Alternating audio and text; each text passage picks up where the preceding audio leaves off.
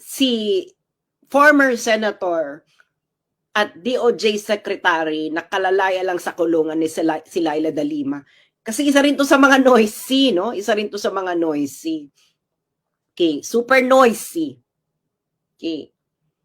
Ngayon, issue nila yung confidential funds. Tama naman, sumasang-ayon naman kami.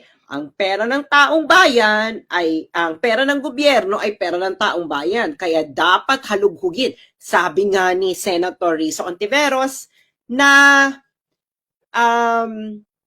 these are public funds. Kailangan may transparency, accountability, di ba? Kaya inspired kami sa mga kakampings, no? Na katulad ni Senator Risa Ontiveros. Pero dapat, Madam Risa, hindi ka selective. Dapat, kung confidential funds ang issue, dapat lahat, dapat kahit kakampi mo. Hindi yung pipili ka lang ng isa at yung pipiliin mo yung malakas sa 2028, kaya yun lang yung tututukan mo. Tapos yung talagang bubusisiin mo talaga hanggang kahit sa paano winidraw sa bangko. Di ba ganyan sila?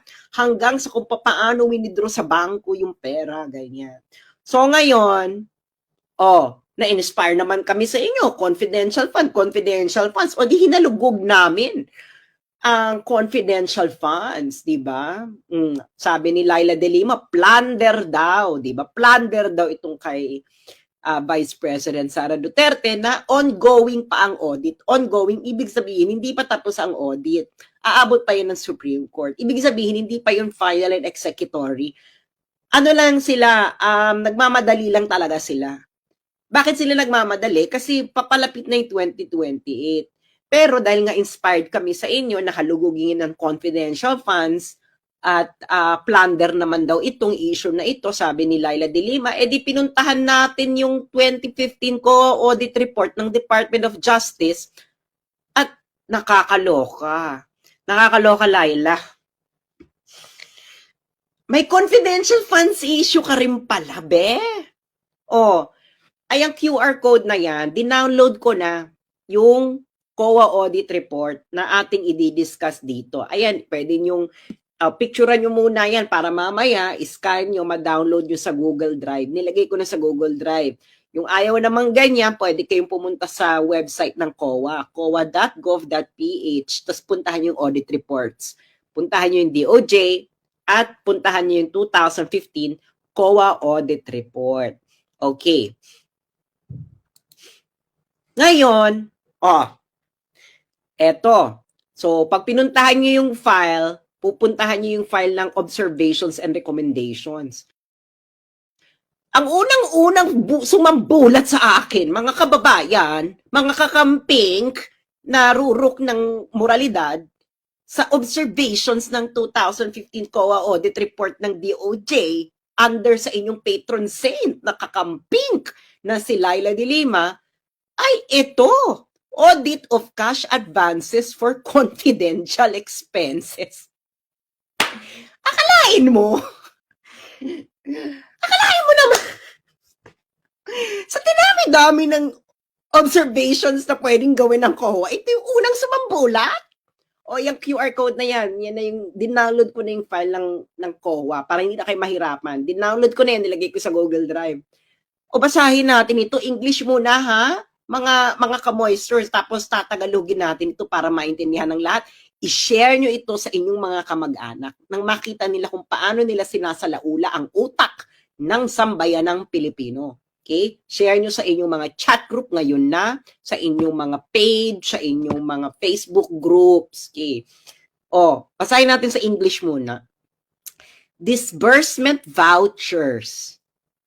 Ay, para dapat Laila de Lima. Disbursement vouchers covering cash advances for confidential funds aggregating 91,896,060.75 as of December 31, 2015 were not submitted to the COA audit team leader for post-audit, contrary to Section 6.1.8.4 of Joint Circular Number 2015-01, dated January 8, 2015. Ito na nga bang sinasabi ko, anak ng pating at tinapa at patis. Malinaw, Tagalogin natin. Okay, ano yung disbursement vouchers? Ito yung disbursement vouchers, ito yung authorization, no? Ito yung dinidiscuss nila ngayon sa Kongreso, yung disbursement vouchers. Bakit walang disbursement vouchers ito, Emerut? Nasa si Mary Grace Piatos? Ay putang ina, kayong mga kakamping, hindi na kayo nahiya sa mga balat ninyo? 91.8 million? Walang disbursement vouchers? Oh, ano ba yung Joint Circular Number 2015-01 dated January 8, 2015? Oy, Franz Castro, di ba ang hilig mong i-quote yung Joint Circular ng 2015? Emerut na na-violate. Hindi na-violate. Na-violate ang Joint Circular Number 2015-01. O ito, sabi na ng OWA. O, violation daw ito ng Section 6.1.8.4 ng Joint Circular Number 2015-01. Bakit hindi ka nagsasalita? Franz Castro, kayo sa Makabayan Black. Alam ko kasi kung matindi kayo nagsasalita noon laban kay Laila de Lima. Dahil ang tita ni Laila de Lima ay kapatid ng asawa ng leader ninyong si Joma Sison. That is actually fact. 91.8 million ng confidential funds ay walang disbursement vouchers? Naku, Laila, baka bumalikan ito sa kulungan. Next. Hindi pa tapos, mga bes. Hindi pa tapos. Ano pa sabi ng COA sa'yo, Laila? Cash advances for CF is confidential funds, were not liquidated within 30 days after every quarter or from the approved target of completion of the activity or at year end. Contrary to Section 62.2 of Joint Circular Number 2015-01. Moreover, SDOs, ibig sabihin po ng SDOs ay Special Disbursing Officer, were granted subsequent cash advances despite non-submission of liquidation reports of previous cash advances in violation of Section 6.1.5 of said circular. Ito na nga bang sinasabi ko anak ng tinapatpating at tinapatpatis. Hindi ka pala nagli-liquidate, Laila de Lima, ng tama ng confidential funds mo nung Justice Secretary kang hitag ka? Ito sabi ng COA, mga cash advances daw ng confidential funds mo noon ay hindi na liquidate within 30 days after every quarter or ayon sa approved target ng date of completion ng aktibidades or sa katapusan ng taon. At ito raw, Laila de Lima, isang malaking violation ng Section 6.2.2 ng Joint Circular Number 2015-01.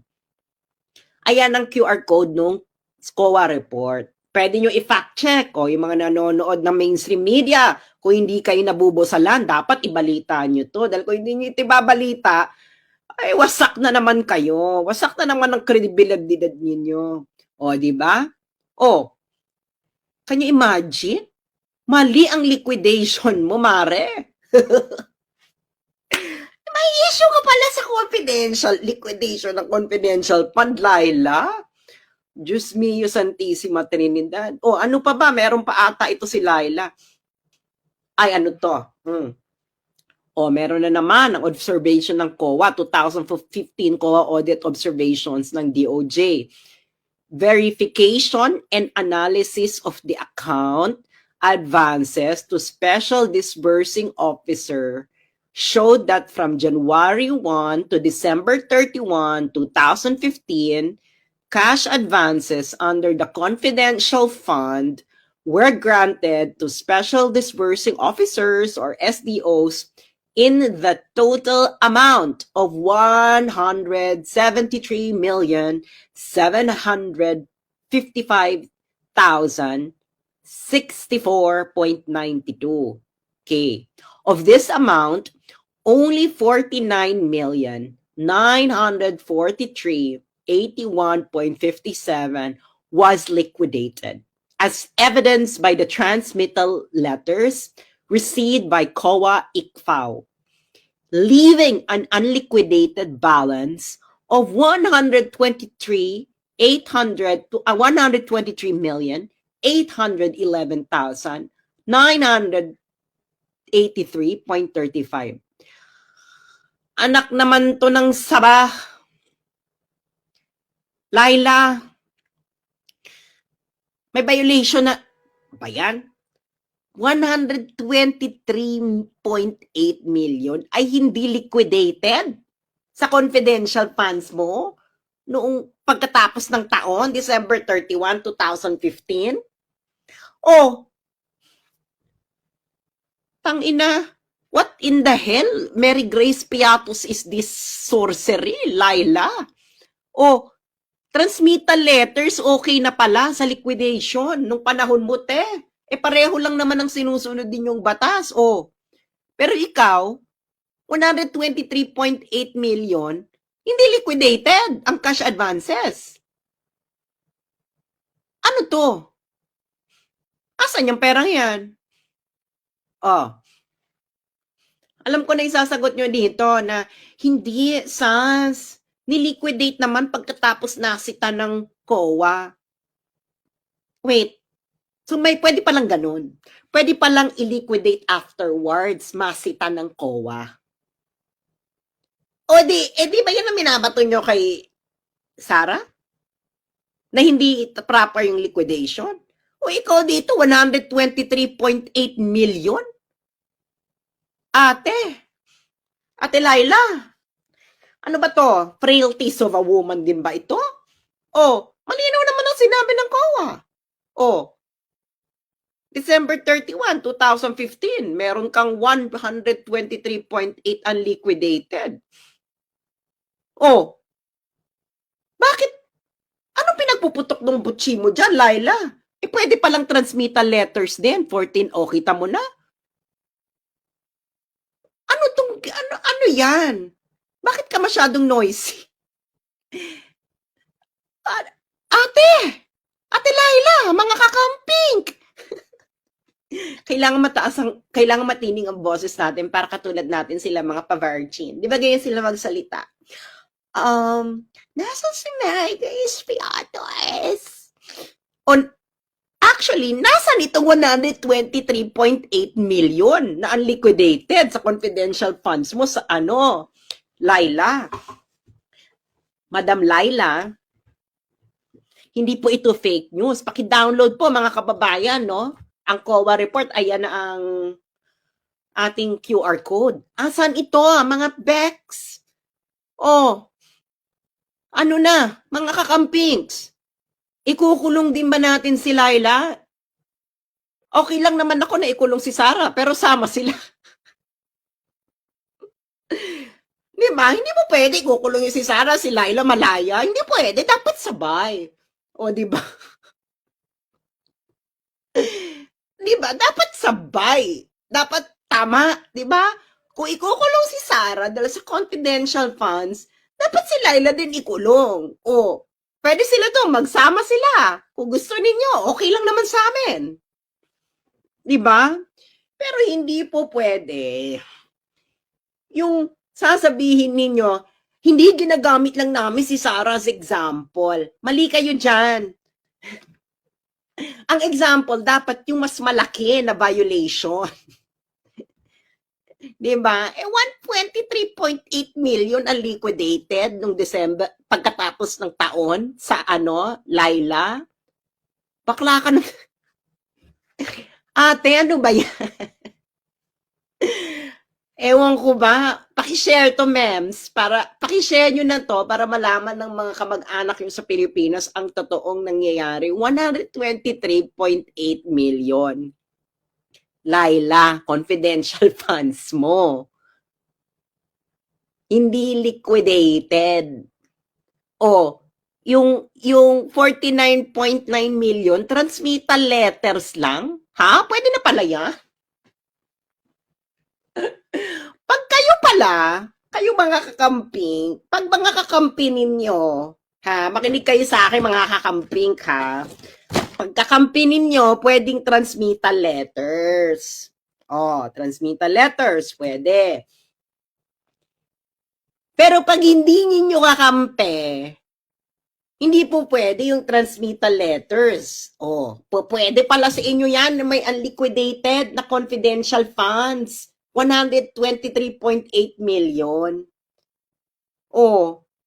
Bakit kayo hindi nagagalit dyan, mga kakamping? Ano yung moralidad ninyo? Tapos kami mga Dutertista yung sinasabi ninyo na, ano to? Wala kaming moralidad? Ate, hindi kami naglilinis-linisan. Hindi kami mga pa-virgin pokpok. Ang mga Dutertista ay hindi pa-virgin pokpok. Kayo, mga pa-virgin pokpok. Alam niyo yung mga pa-virgin pokpok nung high school? Yung sa harapan mo pa-virgin. Tapos pag nasita mong nagpupokpok sa likuran, magagalit. Sasabihin, huwag mong baguhin. Huwag mong baguhin ang usapan. Anong usapan? Ang usapan, confidential funds. On topic ito. Diba?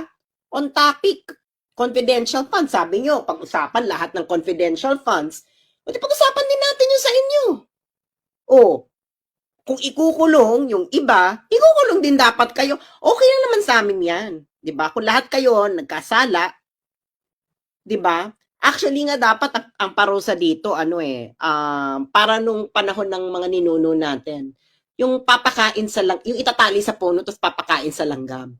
Dapat dapat yung number ng langgam na ilalagay sa katawan mo kasing dami ng unliquidated. Alam mo kay Laila, 123.8 million unliquidated na confidential funds. So, dapat si Laila 123.8 million. Ilan daw kay Sarah? 70? Okay na yan, Sarah. 70 million na lang. Kay Laila, 123.8 million na langgam. I-download nyo na yan. Yung mga TikToker, pag-usapan ninyo yan. Ayaw pag-usapan ng mga kakamping. Actually, mga kakampings, maniniwala na ako sa laban ninyo. Maliliwala na ako. Actually, parang sabi ko nga, my God, napakadangal naman ng mga kakamping. Sila na ang rurok ng intellectual and moral evolution sa Pilipinas. Actually, parang gusto ko nang bumaliktad, ganyan. Kasi nga parang, shit, yung kakampings na lang talaga ang maaasahan natin para sa moralidad. Hinihintay ko to na ilabas ninyo kakamping. Hinihintay ko na parang, gusto ko, alam mo yung pag sinigaw nyo na, si Sarah ikulong. Tapos sisigaw nyo rin, dapat si Laila din ikulong. Siguro nag-let Lenny lead.